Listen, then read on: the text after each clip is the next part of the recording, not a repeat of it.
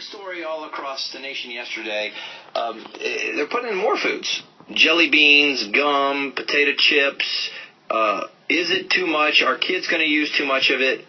What should be done about it? We're bringing in Doctor of Internal Medicine, Dr. Al Johnson, on it. Doctor, how are you this morning? Good. Excellent. Thanks for having me on. You know, it's interesting to me, Doctor, we're getting a little bit uptight about this, but then I look at, okay, the amount of caffeine they're putting in this gum isn't even close to a single cup of coffee, and I see these teenagers now on their way to high school stopping at Starbucks every day for an espresso, and I'm saying, hey, if we're going to worry about caffeine, maybe we should start there. It's a concern all around. It's becoming more and more prevalent with the energy drinks. Yep. Now, the Starbucks with the caffeine and the coffee, because the cost Starbucks is 260 milligrams of caffeine. Yeah. We can start to get toxic effects at 4 cups. We took the sodas out of the schools in a lot of places because of the sugar and the added calories and the hyperactivity the kids get from sugar.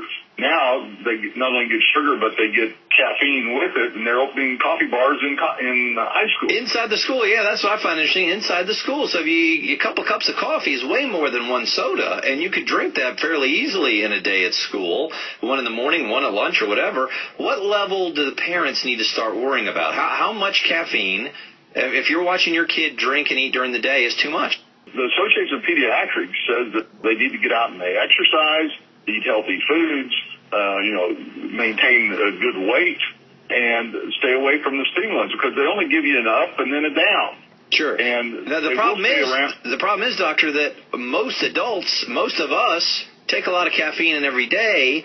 We're drinking a cup of coffee in the morning, maybe 2, maybe we have a soda. So for many, we're saying, well, our kids are drinking soda, but I drink all this, so it's really not that bad.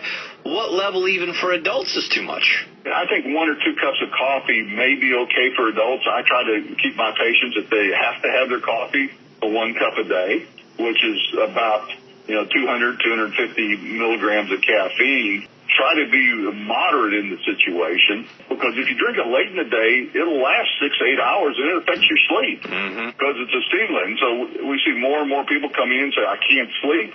You do a history, well, they're drinking tea at night for dinner, the strong tea. When I was a kid, it was just a little watery tea. Now it's so thick you can't see through it.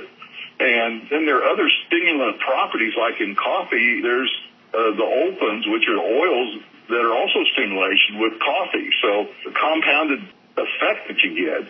Yeah. And when the FDA gets involved is when they start adding things to normal food sources. Right, so, and that's what we're talking about with the gum and the potato chips and the jelly beans and everything else. Right, and those are normal food sources. And so the FDA monitors our food for mold toxins that can become in the grain, and they look at labeling for what is additives, preservatives, and all that in the food. And so when you start adding a chemical to the food for a medical situation, then they really sit up and take notice. Gotcha. That can have adverse effects from blood pressure, heart arrhythmias. A girl died with the equivalent of 2 coffees of caffeine. She had a heart problem, but it created a cardiac arrhythmia, and she died. Very interesting stuff. We appreciate the time. Dr. Al Johnson, thanks for being with us.